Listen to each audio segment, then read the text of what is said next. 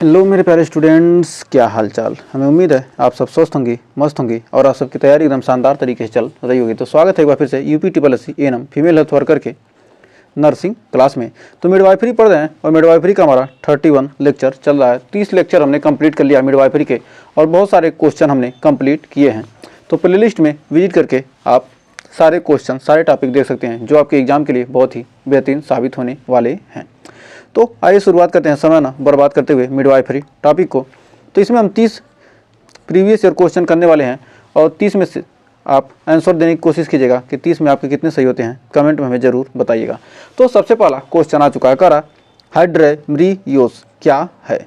गर्भाशय का सामान्य विकास, गर्भाशय में अधिक मात्रा में एम्ब्रियोटिक द्रव का होना, भ्रूण का धीमा विकास या सामान्य प्लेसेंटा का निर्माण। तो हमारा इसमें राइट आंसर क्या हो जाएगा। तो कह रहा हाइड्रेम्ब्रियोस क्या है, तो हमारा राइट आंसर होगा गर्भाशय में अधिक मात्रा में एम्ब्रियोटिक द्रव का होना। तो बढ़ते हैं अगले क्वेश्चन की तरफ। तो अगला क्वेश्चन कह रहा नवजात शिशु में हीमोफीलिया का प्रमुख कारण क्या है। प्लेटलेट्स की अधिकता या हड्डियों की कमजोरी या अधिक लाल रक्त कोशिकाएं या लाल रक्त के थक्के बनने की समस्या। तो कह रहा है नवजात शिशु में हीमोफीलिया का प्रमुख कारण क्या है। जो हीमोफीलिया है इसका प्रमुख कारण क्या है, तो हमारा राइट आंसर होगा ऑप्शन नंबर डी, रक्त के थक्के बनने की समस्या। नवजात में हीमोफीलिया का प्रमुख कारण क्या है, रक्त के थक्के बनने की समस्या। तो बढ़ते हैं अगले क्वेश्चन की तरफ। तो अगला क्वेश्चन करा प्रोलॉग्ड लेबर तब होता है जब प्रसव कितने घंटे से अधिक चलता है। 12 घंटे, 18 घंटे, 24 घंटे, 36 घंटे। तो कह रहा है क्वेश्चन हमारा कि प्रोलॉग्ड लेबर तब होता है जब प्रसव कितने घंटे तक चलता है। तो हमारा राइट आंसर होगा ऑप्शन नंबर सी, 24 घंटे तक। तो बढ़ते हैं आगे।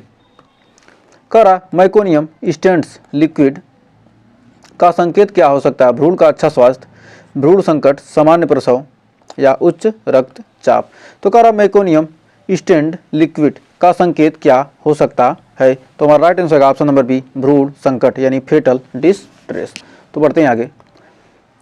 तो अगला क्वेश्चन देखिए क्या कर रहा है गर्भाशय रक्तस्राव को कितने मिलीमीटर से अधिक रक्तस्राव के रूप में परिभाषित किया जाता है।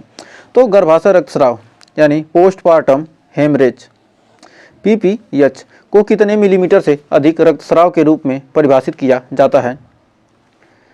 कह रहा है 250 ml, 1500 ml, 1000 ml या 500 ml। तो कितने मिलीलीटर यानी ml से अधिक को रक्तस्राव के रूप में लिया जाता है। तो हमारा राइट आंसर होगा 500 ml। 500 मिली से अधिक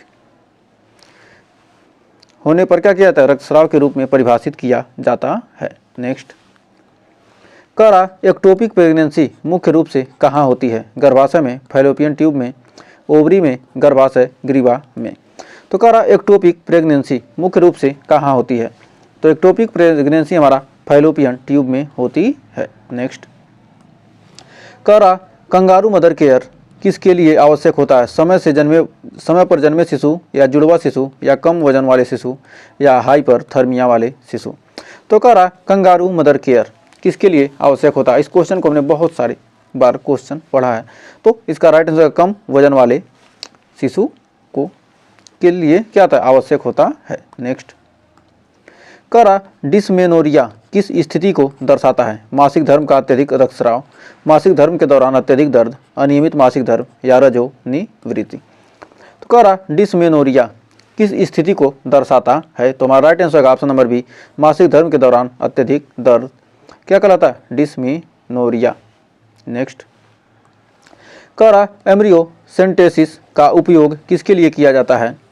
भ्रूण के लिंग निर्धारण के लिए या भ्रूण में अनुवांशिक विकारों की पहचान के लिए या प्रसव तिथि निर्धारित करने के लिए या प्लेसेंटा की स्थिति जानने के लिए।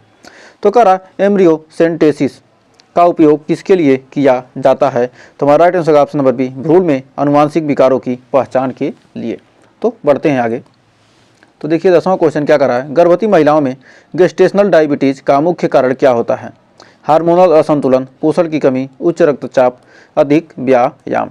तो कह रहा गर्भवती महिलाओं में गेस्टेशनल डायबिटीज का मुख्य कारण क्या होता है।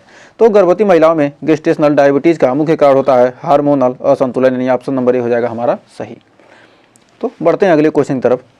तो देखिए अगला क्वेश्चन क्या कर रहा है, नवजात शिशु की नाड़ी दर सामान्यतः कितनी होनी चाहिए, 80 से 100 प्रति मिनट, 100 से 120 प्रति मिनट, या 120 से 160 प्रति मिनट, या 160 से 200 प्रति मिनट।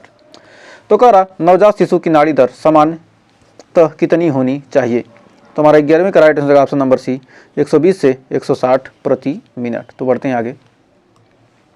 तो कह रहा ऑक्सीटोसिन का मुख्य कार्य क्या है, रक्तचाप को कम करना, गर्भाशय संकुचन को बढ़ाना, दूध उत्पादन को रोकना, या मासिक धर्म चक्र को नियंत्रित करना। तो कह रहा ऑक्सीटोसिन का मुख्य कार्य क्या है, तो ऑक्सीटोसिन का मुख्य कार्य है ऑप्शन नंबर बी, गर्भाशय संकुचन को बढ़ाना। नेक्स्ट कह रहा नवजात शिशु में नियोनेटल टेटनस रोकने के लिए माँ को कौन सा टीका दिया जाता है, MMR, OPV, BCG या TT। तो कह रहा नवजात शिशु में नियोनेटल टेटनस के लिए कौन सा टीका दिया जाता है, तो हमारा राइट आंसर हो जाएगा TT।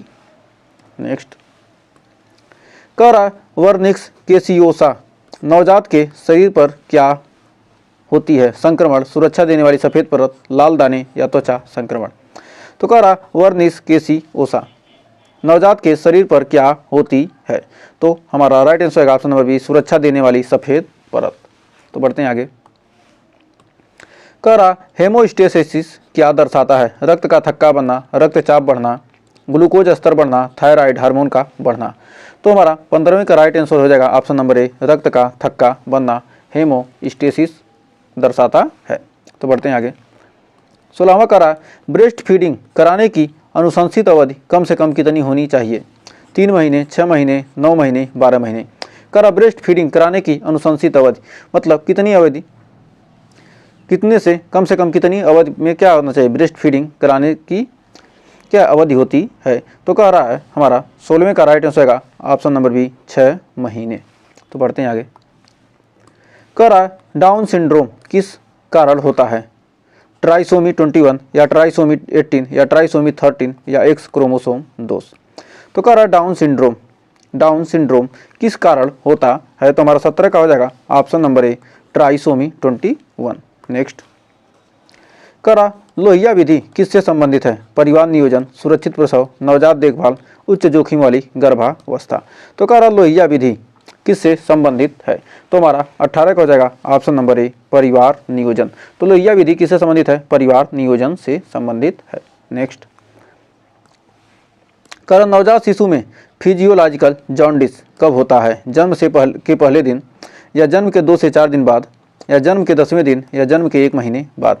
तो कह रहा फिजियोलॉजिकल जॉन्डिस कब होता है, तो नवजात शिशु में फिजियोलॉजिकल जॉन्डिस कब होता है, जन्म के 2 से 4 दिन के बीच।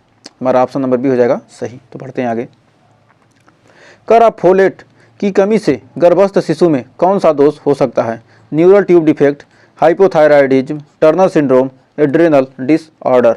तो कह रहा फोलेट की कमी से गर्भस्थ शिशु में कौन सा दोष हो सकता है, तो हमारा 20 का हो जाएगा right answer option number A, neural tube defect. तो बढ़ते हैं आगे। तो अगला क्वेश्चन करा प्रोलैक्टिन हार्मोन का मुख्य कार्य क्या है, गर्भाशय संकुचन बढ़ाना, दूध उत्पादन को उत्तेजित करना, मासिक धर्म चक्र को नियंत्रित करना, या रक्त शर्करा को नियंत्रित करना। तो कह रहा प्रोलैक्टिन हार्मोन का मुख्य कार्य क्या है, तो हमारा 21 का हो जाएगा ऑप्शन नंबर बी, दूध उत्पादन को उत्तेजित करना। तो बढ़ते हैं आगे। कह रहा हेगर साइन क्या दर्शाता है, गर्भाशय का नरम होना, भ्रूण की हृदय गति, एम्ब्रियोटिक द्रव का स्तर, प्रसव की संभावित तिथि। तो कह रहा हेगर साइन क्या दर्शाता है, तो हेगर साइन हमारा दर्शाता है ऑप्शन नंबर ए, गर्भाशय का नरम होना। तो गर्भाशय का नरम होना क्या कहलाता है, हेगर साइन दर्शाता है। नेक्स्ट कह रहा नवजात शिशु में सामान्य श्वसन दर कितनी होनी चाहिए, 10 से 20 प्रति मिनट, 20 से 40 प्रति मिनट, 30 से 60 प्रति मिनट, या 60 से 80 प्रति मिनट। तो कह रहा नवजात शिशु में सामान्य श्वसन दर कितनी होनी चाहिए, तो हमारा 23 का हो जाएगा 30 से 60 प्रति मिनट। तो बढ़ते हैं आगे। कह रहा गर्भनाल में कितनी धमनियाँ और सिराएं होती हैं, 1 धमनी 1 सिरा, 2 धमनी 1 सिरा, या 1 धमनी 2 सिराएं, या 2 धमनी 2 सिराएं। तो कह रहा गर्भनाल में कितनी धमनियाँ और सिराएं होती हैं, तो हमारा 24 का राइट आंसर होगा ऑप्शन नंबर बी, 2 धमनियाँ और 1 सिरा। तो गर्भनाल में 2 धमनियाँ और 1 सिरा होती है। तो देखिए 25वां क्वेश्चन हमारा आ चुका है। कह रहा है हेमोलिटिक डिजीज ऑफ न्यूबॉर्न किस स्थिति में होती है, जब माँ RH पॉजिटिव तथा शिशु RH निगेटिव हो, या जब माँ और शिशु दोनों क्या हो, RH निगेटिव हों, जब माँ और शिशु दोनों RH पॉजिटिव हों, जब माँ RH निगेटिव और शिशु RH पॉजिटिव हो।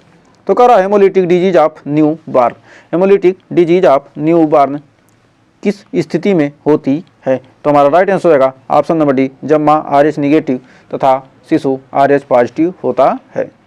नेक्स्ट, कर गर्भावस्था में टॉक्सोप्लाज्मोसिस संक्रमण का मुख्य कारण क्या होता है? दूषित जल, कच्चे मांस का सेवन, वायरल संक्रमण, अनुवांशिक विकार। तो कह रहा गर्भावस्था में टॉक्सोप्लाज्मोसिस संक्रमण का मुख्य कारण क्या होता है? तो हमारा हो जाएगा ऑप्शन नंबर बी, कच्चे मांस का सेवन। नेक्स्ट, कह रहा एपिजियोटॉमी क्या है? सिजेरियन सेक्शन का एक प्रकार, प्रसव के दौरान योनि का चीरा, प्रसव को प्रेरित करने की दवा या गर्भाशय की सफाई की प्रक्रिया। तो कह रहा एपिजियोटॉमी, एपिजियोटॉमी क्या है? तो हमारा राइट आंसर हो जाएगा ऑप्शन नंबर बी, प्रसव के दौरान योनि का चीरा। नेक्स्ट, कर नवजात शिशु में एब्गार स्कोर का मूल्यांकन कितने समय पर किया जाता है? जन्म के 1 और 5 मिनट पर, जन्म के 5 और 10 मिनट पर, जन्म के 5, 10 और 15 मिनट पर, जन्म के 15 और 20 मिनट तक। तो इस क्वेश्चन को हमने बहुत बार कराया है, तो इसका आंसर हमें कमेंट में चाहिए, तो इसका आंसर हमें कमेंट में ज़रूर दीजिएगा। नेक्स्ट, कह रहा गर्भपात को कानूनी रूप से कितने सप्ताह तक करवाया जा सकता है? तो कह रहा है कि गर्भपात को कानूनी रूप से कितने दिन तक, कितने सप्ताह तक करवाया जा सकता है? 12 सप्ताह, 20 सप्ताह, 24 सप्ताह, 28 सप्ताह। तो हमारा राइट आंसर हो जाएगा 24 सप्ताह। नेक्स्ट, और आज का लास्ट क्वेश्चन, कह रहा क्लेमीडिया संक्रमण गर्भवती महिला में होने पर नवजात में कौन सी समस्या हो सकती है? हृदय रोग, नेत्र संक्रमण और निमोनिया, लीवर फेल्योर, तंत्रिका तंत्र दोष। तो कह रहा क्लेमीडिया संक्रमण गर्भवती महिला में होने पर नवजात में कौन सी समस्या हो सकती है? तो 30 का हो जाएगा ऑप्शन नंबर बी, नेत्र संक्रमण और निमोनिया। तो हमें उम्मीद है आपको 30 क्वेश्चन अच्छे से क्लियर हो गए होंगे। तो 30 में आपने कितने क्वेश्चन सही किए हैं हमें कमेंट में ज़रूर बताइएगा, और सेशन अच्छा लगा तो सेशन को लाइक शेयर ज़रूर कीजिएगा, और अभी तक आपने चैनल को सब्सक्राइब नहीं किया तो सब्सक्राइब कर लीजिए। तो मिलेंगे नेक्स्ट वीडियो में कुछ और क्वेश्चन के साथ, तब तक के लिए टेक केयर।